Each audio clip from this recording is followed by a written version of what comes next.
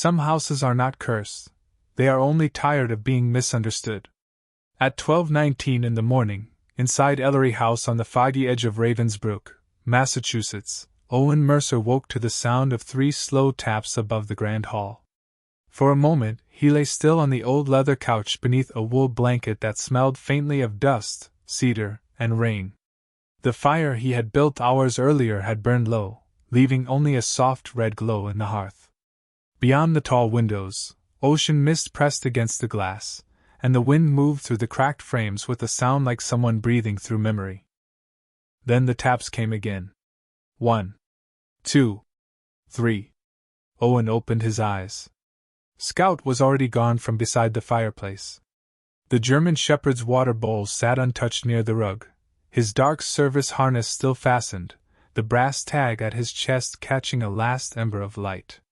Owen sat up slowly, his broad shoulders stiff beneath his faded flannel jacket, his denim shirt wrinkled from the long drive, his boots planted carefully on the cold floor. At 40 years old, he had the quiet, watchful face of a man who had learned to enter rooms gently and leave them better than he found them. His tired, kind blue eyes moved toward the staircase. Short brown hair, touched with gray at the temples, fell slightly over his forehead, and light stubble lined his jaw. "Scout!" he called softly. No answer came, only the low creak of the old house settling around him. Ellery House had been called cursed for as long as anyone in Ravensbrook could remember.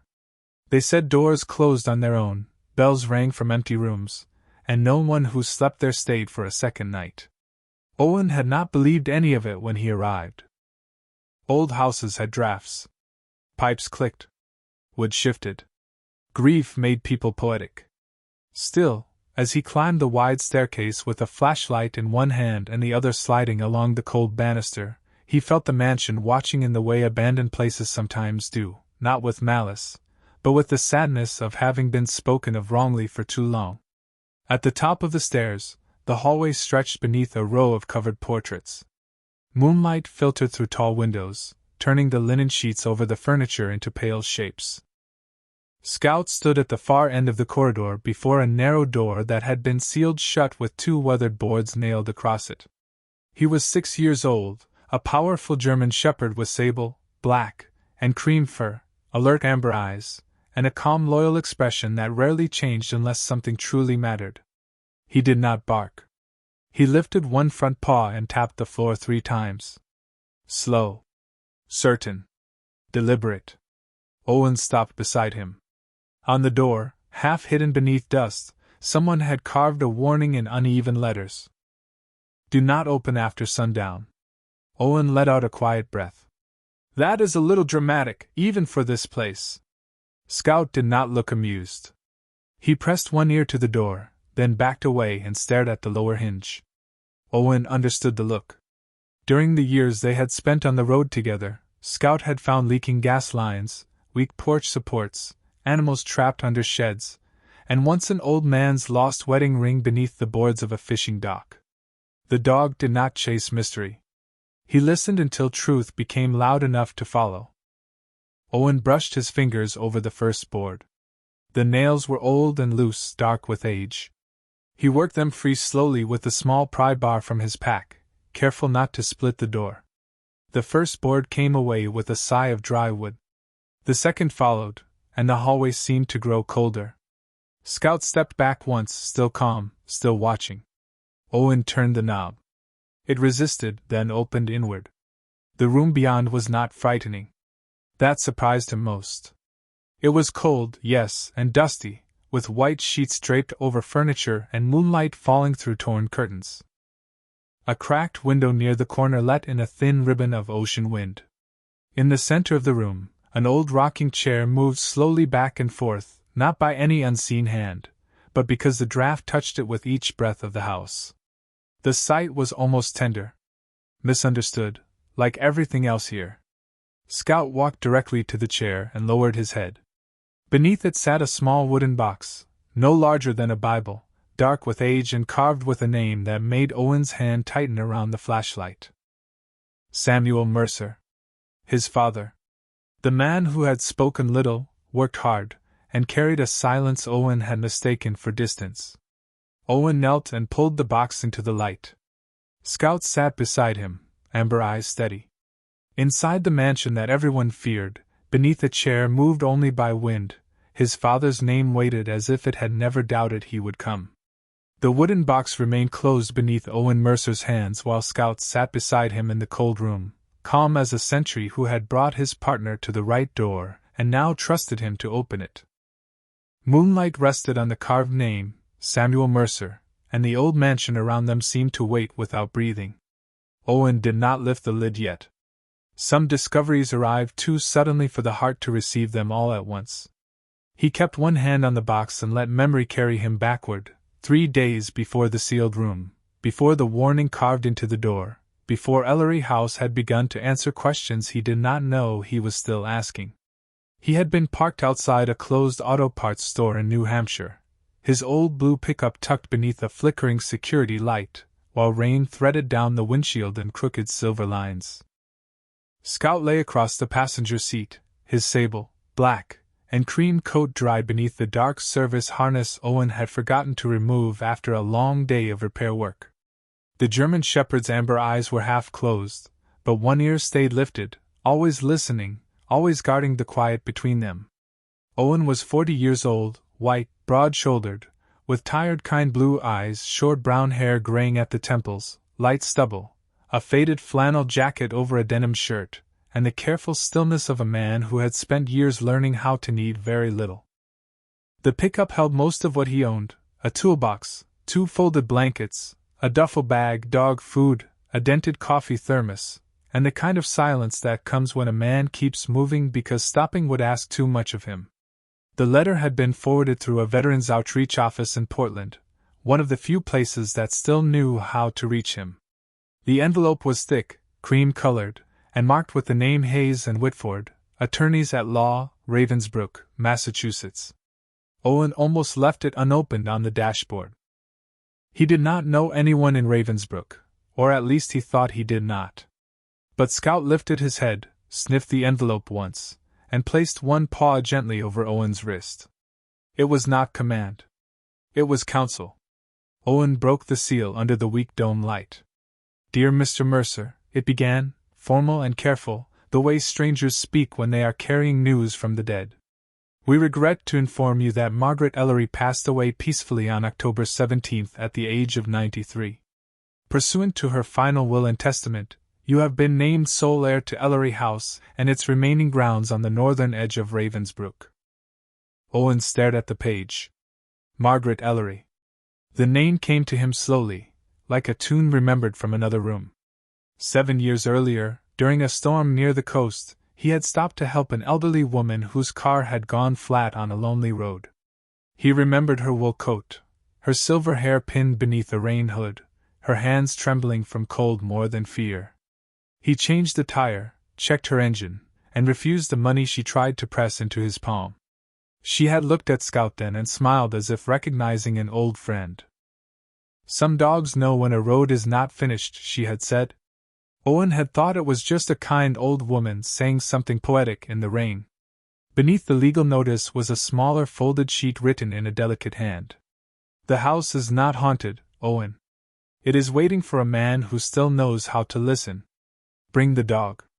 He will hear the room that remembers." Owen read the sentence 3 times while rain tapped the windshield. A mansion. A town he barely knew. A dead woman who remembered one act of roadside kindness better than he did. He should have called the lawyer, asked questions, maybe refused before hope could become another burden. Instead, he looked at Scout. The dog's amber eyes were fully open now, steady and bright. By morning, they were on the road south, crossing wet bridges, pine woods, and small coastal towns where gulls wheeled over gray water. Ravensbrook appeared near dusk, wrapped in ocean fog and the smell of salt, chimney smoke, and damp stone. The town looked older than its maps, with a white church on a hill, narrow lanes, brick storefronts, and a cemetery whose leaning markers watched the road like quiet witnesses. People turned as Owen's pickup passed. Not openly, not rudely, but with the careful glance reserved for strangers entering a story the town would rather not retell. Caroline Hayes, the attorney, met him in a small office above the post office. She was in her early 60s, composed and gentle, with silver hair, clear glasses, and a voice softened by years of delivering difficult truths. She handed him a heavy key ring, a packet of documents, and a warning wrapped in courtesy. "Most people here will tell you not to stay after dark," she said.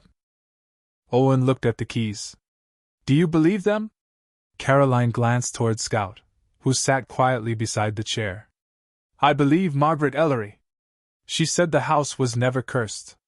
Only misunderstood." By the time Owen drove up the long road to Ellery House, the fog had thickened until the mansion seemed to rise from the sea air itself. Tall windows stared from weathered walls. Ivy clung to the brick. The roofline cut a dark shape against the fading sky. Scout stood on the seat before the truck stopped, eyes fixed on the second floor. Owen turned off the engine, and in the hush that followed, from somewhere inside the mansion, a small bell rang once. Ravensbrook seemed to shrink from Ellery House as evening settled over the Massachusetts coast. The mansion stood beyond the last row of town lamps, where the road bent toward a line of wind-shaped pines and the smell of salt moved inland with the fog. Owen Mercer sat behind the wheel for several seconds after the small bell faded, one hand still resting on the keys Caroline Hayes had given him.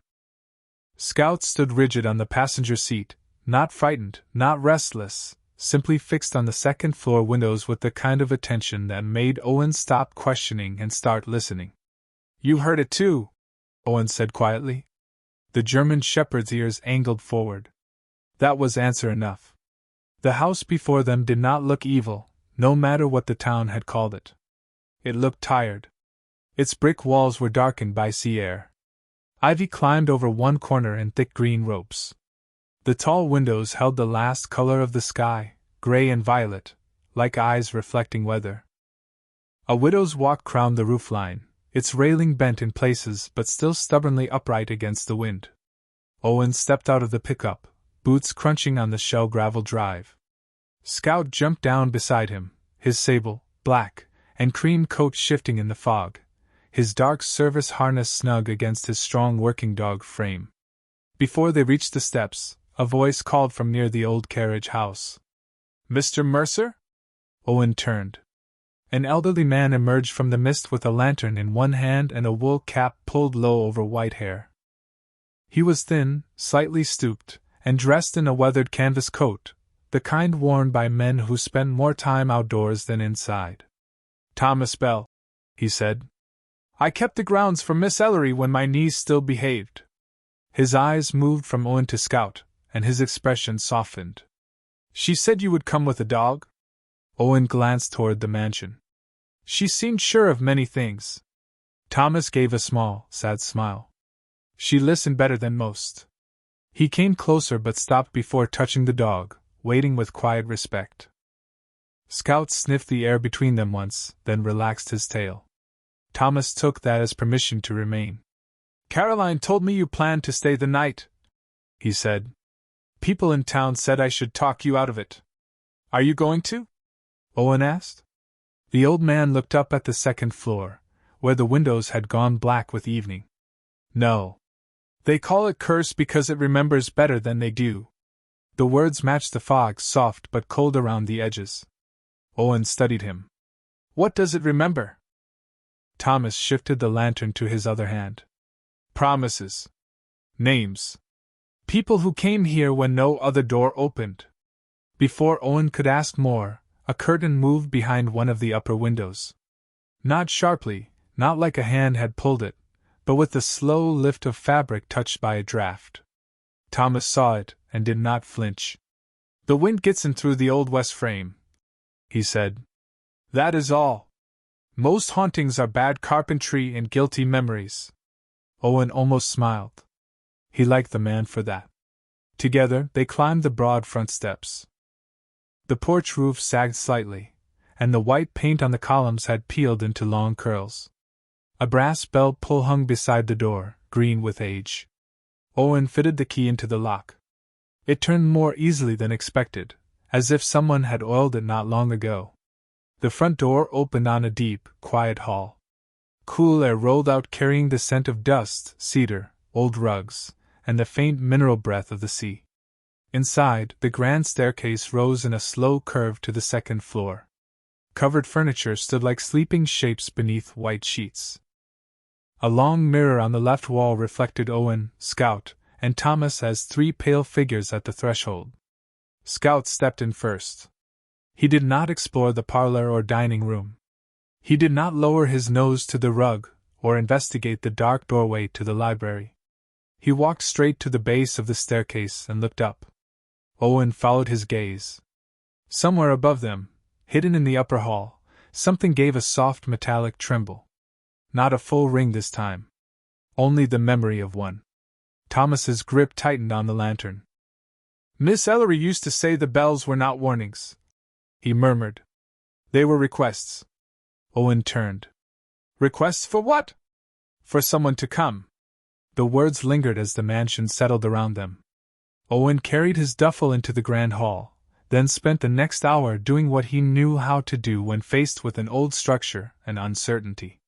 He checked the fireplace draft, opened 2 windows a careful inch, tested the floor near the staircase, examined the old fuse panel, and marked one weak section of railing with a strip of tape from his toolbox. Work steadied him. It always had. Thomas watched from the doorway, answering practical questions when asked and offering no ghost stories unless silence made room for them. He told Owen that Margaret Ellery had lived mostly in the east sitting room during her final years, though she insisted the upstairs hall be dusted every Friday. She kept one lamp at the landing even after she could no longer climb the stairs. She said the house should never feel abandoned from above. Scout listened to every word. At dusk, Thomas left him with a folded note from Caroline, a list of emergency numbers, and a thermos of chowder from the diner. "If the house speaks," the old man said from the porch, "do not answer with fear. Just listen long enough."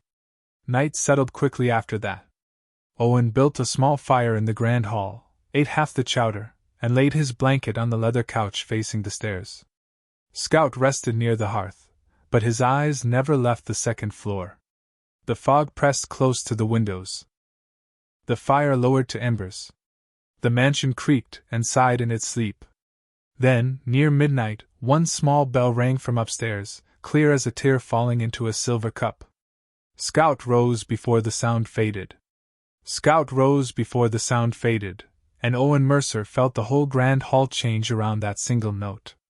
The fire was low, the fog thick against the windows, and the covered furniture seemed to lean toward the staircase, as if every sheeted chair and silent table had been waiting for someone to follow the bell. Owen sat up from the leather couch, one hand already reaching for the flashlight on the floor. His boots touched the cold boards. "Easy," he whispered, though Scout was not uneasy. The German shepherd stood at the foot of the stairs with his sable, black, and cream coat catching the ember glow, his amber eyes fixed upward, his dark service harness still fastened across his strong chest. He did not bark. He lifted one front paw and set it on the first step. Then he looked back at Owen. That look had guided Owen through more than one uncertain place. It never asked for panic. It asked for trust. Owen pulled on his faded flannel jacket over his denim shirt and followed. The staircase curved upward beneath the chandelier, each step answering with a soft wooden complaint. Portraits covered in linen watched from the walls.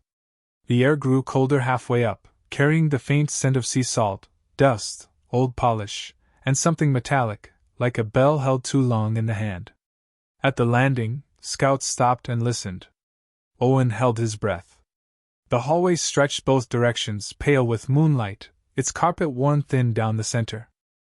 On one side, doors stood closed beneath brass numbers tarnished green with age. On the other, tall windows looked out over the foggy grounds. Nothing moved. Then came 3 taps, not from a bell this time, but from Scout's paw against the floorboards. 1, 2, 3. Owen lowered the flashlight. At the far end of the hall stood the narrow door he had noticed earlier from below, the one sealed with 2 weathered boards. Even in the dim light, The boards looked older than the nails holding them, as if they had been placed there not to keep people out forever, but to make sure only someone patient would enter. Scout walked to it, and pressed his ear against the wood. Owen followed, and the words carved into the door emerged beneath the flashlight beam. "Do not open after sundown." The warning should have felt theatrical, but here, in the long hush of the mansion, it felt more like grief trying to protect itself. Owen studied the grain around the letters. They had been carved by hand, uneven and careful, not as a threat but as a plea. "What did she hide in there?" he murmured. Scout lowered his nose to the bottom hinge, then backed away. Owen knelt and set the flashlight on the floor. The nails in the first board were loose enough to move beneath his fingers. He could have forced them, but old houses did not reward force. He went downstairs for the small pry bar in his toolbox, returned with slow steps, and worked the first nail free inch by inch. The sound was quiet, a tired squeal of metal leaving wood. The first board came away and leaned against the wall. The second took longer. Behind him, Scout sat motionless, watching the door with a calm so complete it steadied the hallway. When the last nail slipped free, the second board lowered into Owen's hands. For a moment, nothing happened. Then from somewhere inside the room came a soft movement. Not footsteps. Not a voice. A slow wooden creak, back and forth, back and forth. Owen rested one hand on the knob. It was cold enough to sting. He turned it. The door opened inward on a breath of air that smelled of linen, dry roses, and the ocean winds slipping through an old crack. Moonlight entered with him. The room beyond had been preserved beneath white sheets. A bed against one wall. A writing desk. A narrow wardrobe. A piano with its keys covered. Dust moved in the beam of his flashlight like tiny stars. At the center, near the window, an old rocking chair moved gently, touched by the draft that came through a broken pane. The sight would have frightened someone who had already decided the house was cursed. To Owen, it looked lonely. Scout walked past him without hesitation and went straight to the rocking chair. He lowered his head, sniffed beneath it, then stepped back and tapped once. Owen knelt. Under the chair, hidden in shadow, sat a small wooden box, dark with age, its lid carved with a name that made his chest tighten before his mind accepted what his eyes had found. Samuel Mercer. His father. Owen did not touch it at first. The flashlight beam trembled across the letters. Samuel Mercer belonged to motor oil on work shirts, quiet breakfasts, hands rough from repairing other people's broken things. Samuel Mercer belonged to the man who had taught Owen how to replace a fuse, how to patch a roof, how to say less than he felt because feelings were sometimes too large for a kitchen table. The name did not belong under a rocking chair in a sealed room of a mansion strangers called cursed. Scout sat beside him, steady and warm. Owen drew the box out carefully and placed it on the floor. The lid opened with a small click. Inside lay an old dog tag, a black and white photograph of Samuel standing young and thin in front of Ellery House, and a folded letter that had never been mailed. Owen picked up the photograph. His father stood beside Margaret Ellery near the front steps, one hand on a toolbox, his eyes turned toward the house as if it had given him something he did not know how to name. On the back, in Margaret's delicate handwriting, was a single line. The first winter he believed he could sleep indoors again. Owen closed his eyes. The room seemed to soften around him. The bell did not ring now. The rocking chair slowed. Even the fog outside the window appeared to hold still. Owen opened the letter with hands that felt older than they had an hour before, and Scout leaned quietly against his shoulder as the first words from his father rose from the page. The first words on the page were simple enough to break him. Owen, if you are reading this, then the house kept its promise longer than I knew how to keep mine. Owen sat on the cold floor of the sealed room with the letter open in his hands, the photograph of his father beside his knee, and Scout pressed gently against his shoulder. Moonlight lay across the white-covered furniture. The old rocking chair had gone still. Somewhere beyond the broken pane, the ocean wind moved through the trees with a low, patient sound. He read slowly, because each line seemed to lift a piece of his father out of silence, and place it in the room. Samuel Mercer wrote that he had come to Ellery House in winter, long before Owen was born, when he had returned from service with no steady work, no real home, and no idea how to sleep through a night without waking to the weight of old memories. He had not known Margaret Ellery then. He had only followed a handwritten notice passed to him by another former soldier at a train station coffee counter. Warm bed.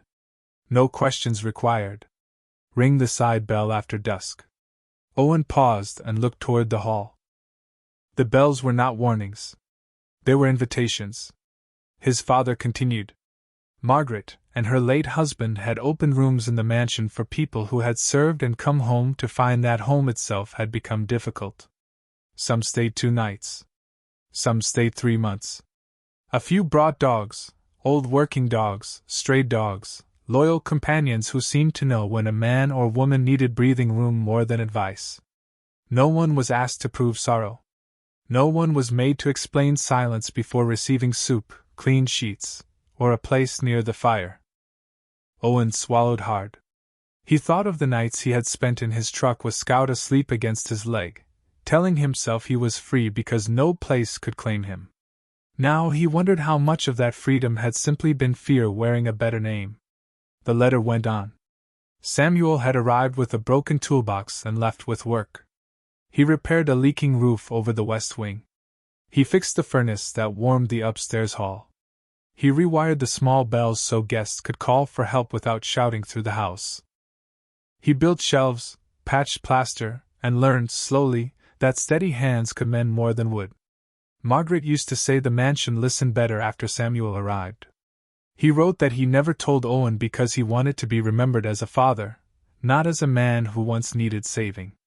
That line made Owen close his eyes. His father had always been dependable, almost painfully so. Up before dawn. Coffee black. Boots by the door. Bills paid on time. Tools cleaned before supper. A man who fixed gutters for neighbors and never stayed for praise. Owen had mistaken that discipline for distance. But now he saw another possibility. Maybe Samuel had built a quiet life because a house full of mercy had once taught him that quiet did not have to mean empty. Scout shifted and laid his chin across Owen's thigh. Owen lowered one hand to the dog's head without looking away from the page. The last paragraph was written more carefully than the rest, as if Samuel had pressed each word into the paper with both fear and hope. If my son ever becomes a man without a home, let this house teach him that shelter is not charity. It is mercy. Let him know I was not ashamed of needing a door. I was only afraid he would think less of me for having stood outside one. Owen's breath caught. The room blurred softly. For years, he had carried his father's silence like a closed door. Now that door had opened, and behind it was not rejection, not coldness, not pride, but a younger Samuel Mercer standing in winter, tired and unsure, accepting kindness because he had finally run out of reasons to refuse it. Scout lifted his head and turned toward the wardrobe across the room. His ears rose. Owen followed his gaze. The wardrobe stood against the far wall, draped with a sheet like everything else, its brass handles dark with age. Scout rose, crossed the room, and tapped the floor before it 3 times. Owen folded the letter carefully and placed it back inside the box with the photograph and dog tag. Then he stood, carrying the flashlight, and pulled the sheet from the wardrobe. Dust floated up in silver clouds. The wardrobe itself was heavy oak, carved with vines and small lanterns along the doors. He opened it expecting old coats or empty shelves. Instead, the back panel showed a narrow seam. Scout pressed his nose to the lower corner and gave one quiet breath.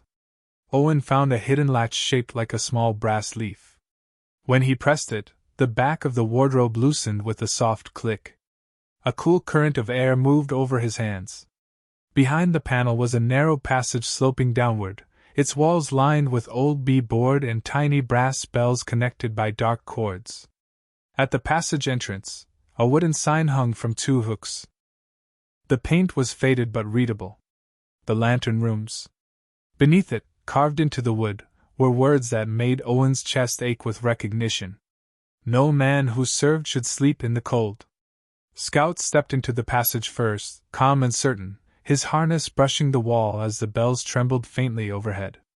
Owen looked back once at the sealed room, the rocking chair, the box bearing his father's name, and the moonlit sheets covering a past that had waited without bitterness. Then he followed the dog into the narrow passage, carrying his father's letter in his pocket, and a new understanding in his heart. The curse, he realized, had never been the sound of bells or a moving chair. The curse had been the town forgetting why the bells were rung, and the blessing had been waiting behind the wardrobe all along. The passage behind the wardrobe carried Owen downward in a narrow bend, away from the moonlit room and into the older heart of Ellery House.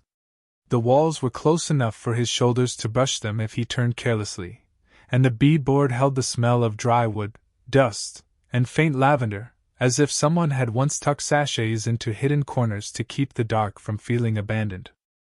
Scout moved ahead with quiet confidence, his sable, black, and cream fur catching the thin beam of Owen's flashlight, his dark service harness grazing the wall and setting the small brass bells trembling with the softest silver notes. They were not frightening sounds. They were fragile, almost careful, like the house was trying to remember how to ask for help politely. After 20 feet, the passage widened into a small landing. A row of bell cords hung there, each tagged with a room name written in faded ink: North Bedroom, East Sitting Room, Library Alcove, Storm Room, Garden Hall. Owen touched one tag with his thumb and imagined his father kneeling here decades earlier, tracing the same wires, repairing a system built not for fear, but for dignity. A person could pull a cord from upstairs without shouting, without explaining, without leaving a bed on a night when the world felt too heavy. Someone below would hear. Someone would come.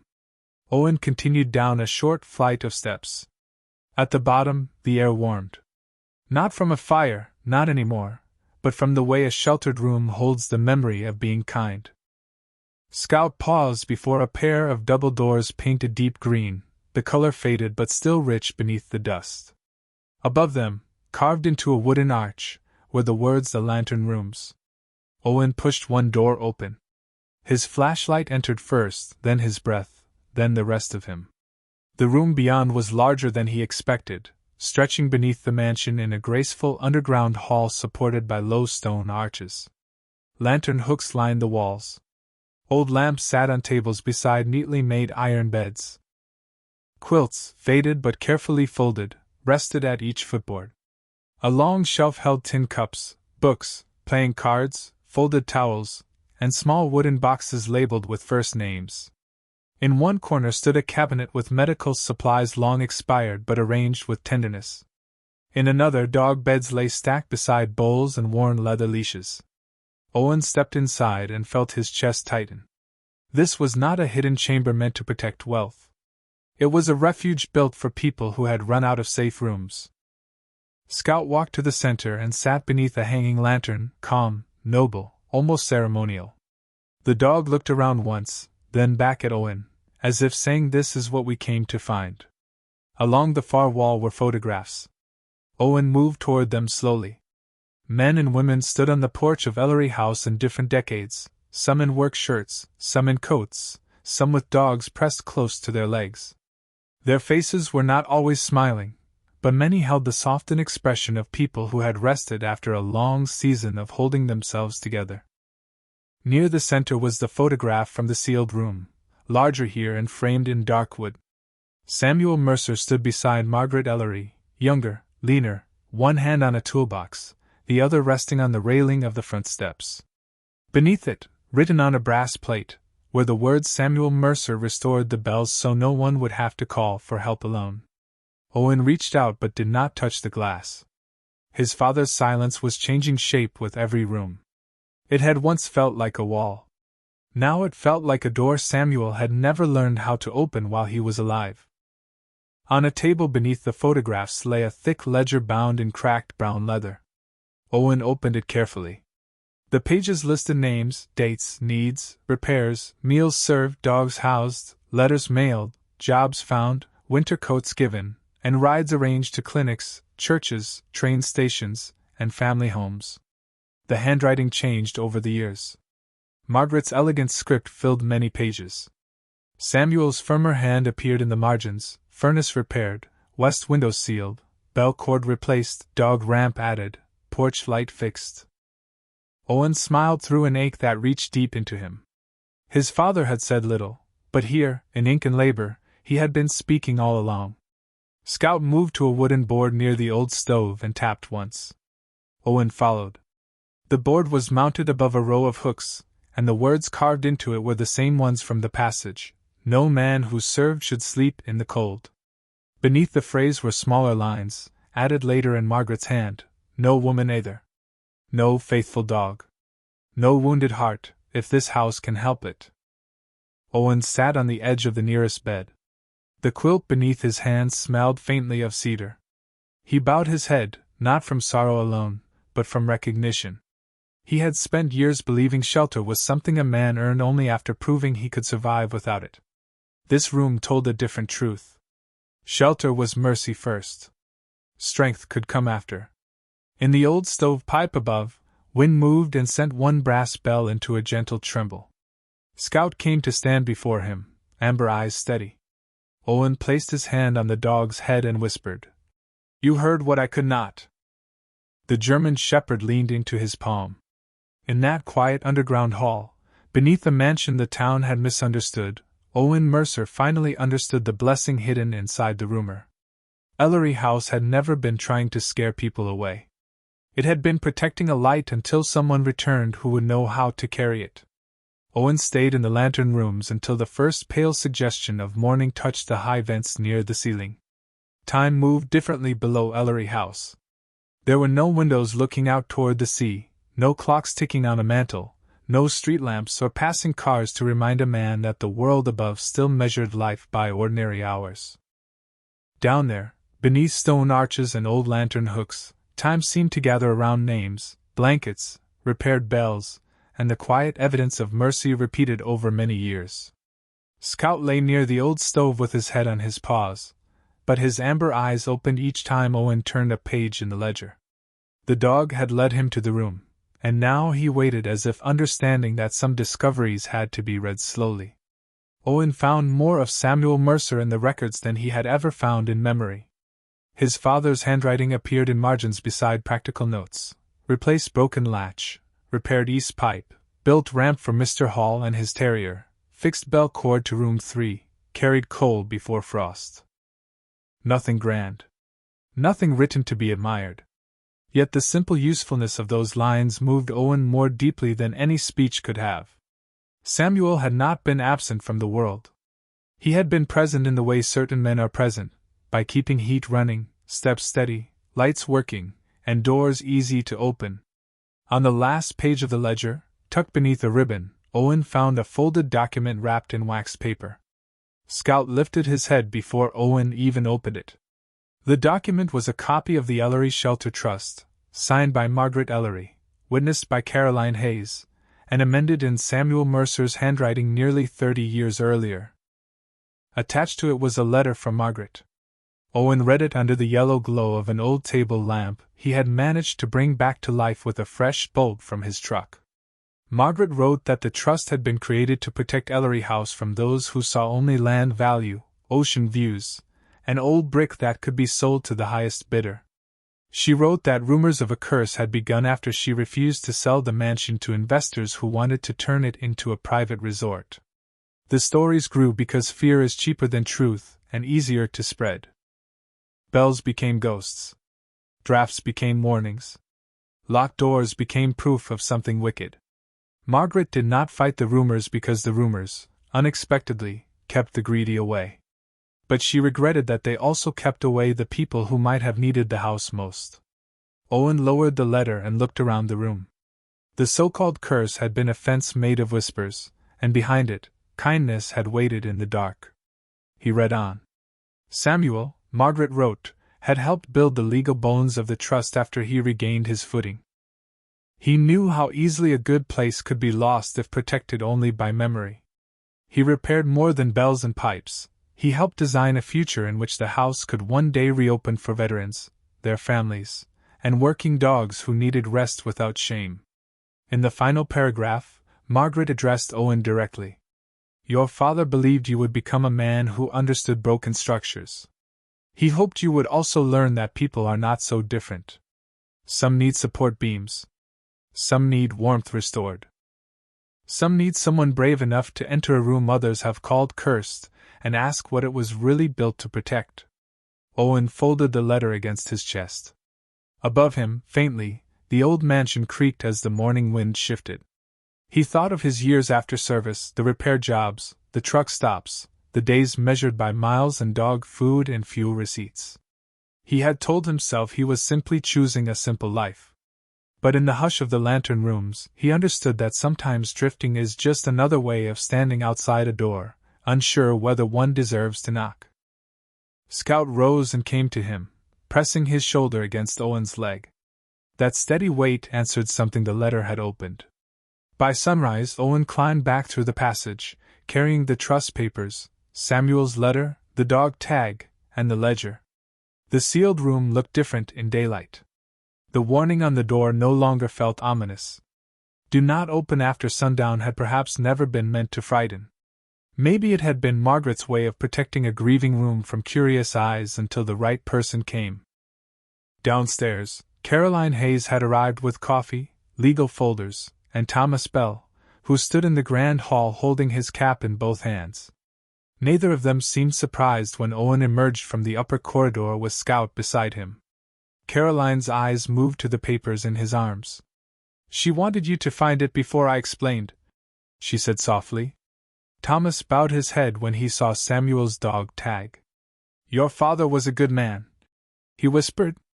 Owen looked at the old caretaker, at the attorney, at the staircase, at the mansion that had been called cursed by people who had never bothered to listen. Then it is time the town heard the right story, he said. His voice was quiet, but something in it had settled.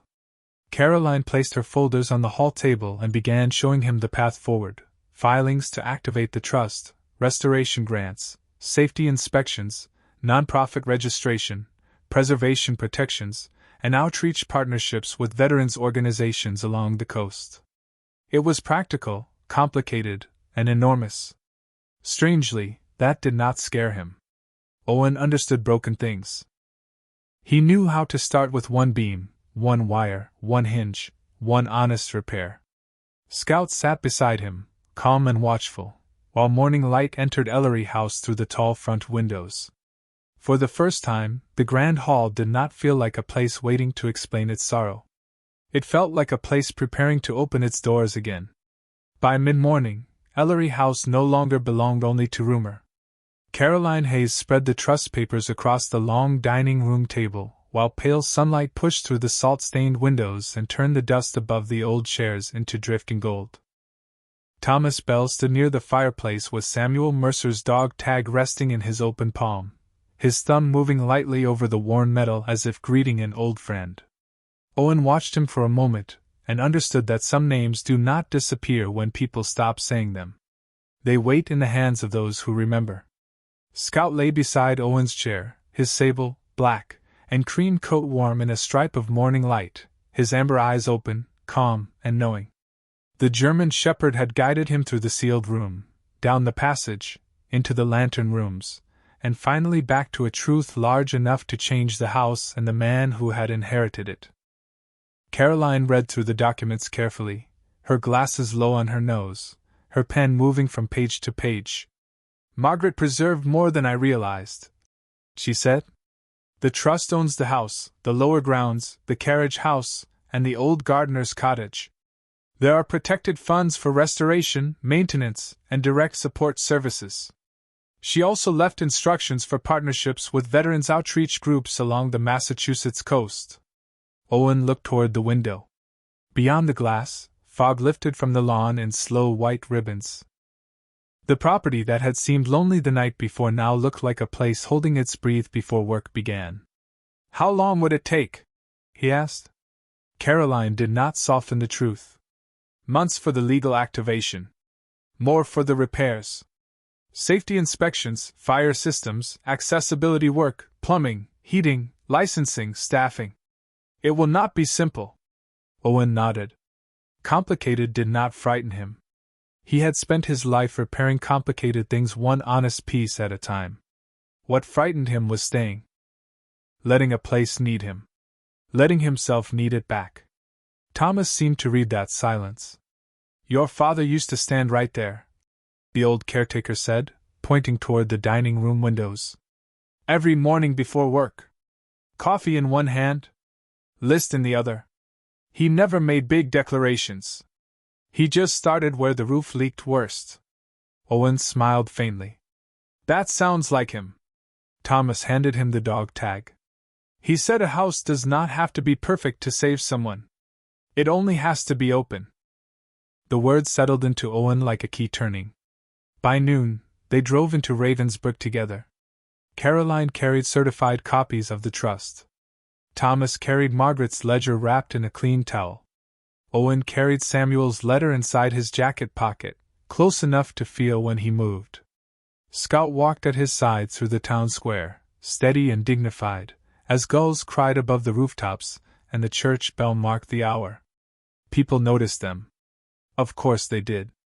A stranger with a German shepherd, an attorney with legal folders, and old Thomas Bell moving with more purpose than the town had seen from him in years. Conversations quieted near the bakery window. A man outside the hardware store took off his cap. A woman with grocery bags paused under the awning and looked away, then looked back. At the town office, Caroline filed the activation notices while the clerk listened with widening eyes. "Ellery House?" she said softly. "I thought that place was—" She did not finish.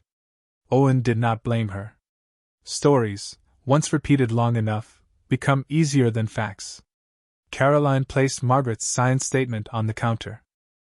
"It was never what people said." The clerk read in silence. Thomas stood behind Owen, hat held to his chest. Scout sat without moving, but his ears remained forward, as if he heard every old whisper in the room changing shape. The first official stamp came down with a clean sound. Not loud. Not dramatic. But Owen felt it in his ribs. Something had begun. Afterward, Caroline suggested they stop at the diner before returning to the house. Owen nearly refused out of habit. He had spent years avoiding rooms where people might ask where he was headed next. But Scout turned toward the diner door before Owen answered, and Thomas chuckled softly. "Dog has better manners than both of us." Inside, the diner smelled of coffee, warm bread, fried potatoes, and lemon cleaner. A few conversations faded as they entered, then slowly resumed. Owen sat in a booth by the window with Scout beneath the table, his shoulder touching Owen's boot. The waitress, a middle-aged woman with kind eyes, poured coffee without asking too many questions. "You staying up at the old place?" she asked. Owen met her gaze. "Yes." She hesitated, then said, "My uncle used to leave food by the side gate when Miss Ellery was alive. Said she was feeding people nobody else saw." Thomas looked down at his cup. Caroline went still. Owen listened. The waitress wiped her hands on her apron, as if unsure whether she should continue. "Folks made jokes about ghosts. But my uncle always said hungry people make less noise than ghosts do." The quiet that followed was not uncomfortable. It was the sound of a town beginning to remember itself honestly. When they left the diner, a man stood under the awning near the newspaper box with a duffel bag at his feet. He was older than Owen, with a tired face, a weathered coat, and the careful posture of someone trying not to be noticed. His eyes moved first to Scout, then to Owen. "They said you might be opening that house again," the man said. "Not today," Owen answered gently. "But soon." The man nodded, embarrassed by his own hope. Owen felt Samuel's letter against his chest. He thought of the line about shelter being mercy. He thought of Margaret letting rumors guard the house until mercy could return to daylight. Then he opened the diner door behind him and stepped aside. "Coffee is warm now," Owen said. "You do not have to wait outside for that." The man looked at him for a long moment, then picked up his bag and went in. Scout leaned against Owen's leg, steady as a promise. Across town, above the fog and gulls and old stories losing their power, Ellery House waited with its locked rooms opened, its bells remembered, and its first light already finding the road home. 1 year later, the first winter rain came softly over Ravensbrook, turning the coastal road silver and wrapping Ellery House in a mist that no longer felt lonely. The mansion stood above the town with its windows glowing warm against the gray Massachusetts evening. Its brick had been cleaned, its roof repaired, its porches strengthened, and the ivy trimmed back just enough to let the house breathe without erasing the years it had survived. Near the front steps, a cedar sign hung beneath a brass lantern. The Lantern House. Below that, in smaller letters, were the words Shelter, Rest, and New Beginnings. Owen had argued against making the sign too polished. Caroline Hayes had agreed. People who arrive tired do not need a mansion to impress them. They need a door that opens gently. The restoration had taken months of inspections, permits, wiring, plumbing, roof work, and patient conversations with the town still learning how to trade rumors for truth. Thomas Bell came almost every morning, slower now but smiling more often, to tend the grounds and tell the younger volunteers which roses Margaret Ellery had loved, which windows Samuel Mercer had repaired, and which Bell used to call from which room. The sealed room at the end of the second-floor hall was no longer sealed. The boards were gone, but Owen left a carved warning on the door, preserved beneath clear varnish, not to frighten anyone, but to remind them how fear can guard pain when no one knows how to name it. Inside, the rocking chair remained by the window, repaired and still. Beneath it, protected in a small glass case, rested Samuel Mercer's old dog Tag, the photograph of him standing young beside Margaret, and the first letter Owen had read with Scout leaning against his shoulder. The wardrobe passage had been reinforced with handrails and warm lights. The old brass bells had been cleaned and reconnected, not as emergency alarms, but as symbols of permission. Once every evening, after supper, one bell was rung from the lantern rooms below. Its clear note traveled through the house, up the hidden passage, along the second-floor hall, and into the grand room where people gathered around coffee, soup, toolboxes, books, and sleeping dogs. It said what some hearts still struggled to believe: help can be asked for softly and still be heard. Owen changed with the house, though not in loud ways. At 41 now, he was still broad-shouldered, white, with tired kind blue eyes, short brown hair graying at the temples, light stubble, and the same faded flannel jacket over a denim shirt whenever the weather allowed it. But his eyes no longer searched every doorway as if preparing to leave. He stayed. He learned the names of those who arrived. He repaired loose steps before anyone tripped.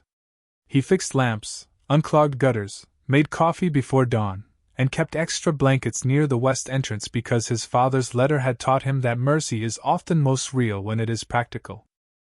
Scout had grown a little grayer around the muzzle, but the German shepherd still moved with calm purpose through the halls, his sable, black, and cream coat shining in lamplight, his amber eyes watchful and kind. New guests often trusted Scout before they trusted words. He never rushed them. He only sat nearby, steady as a hearth.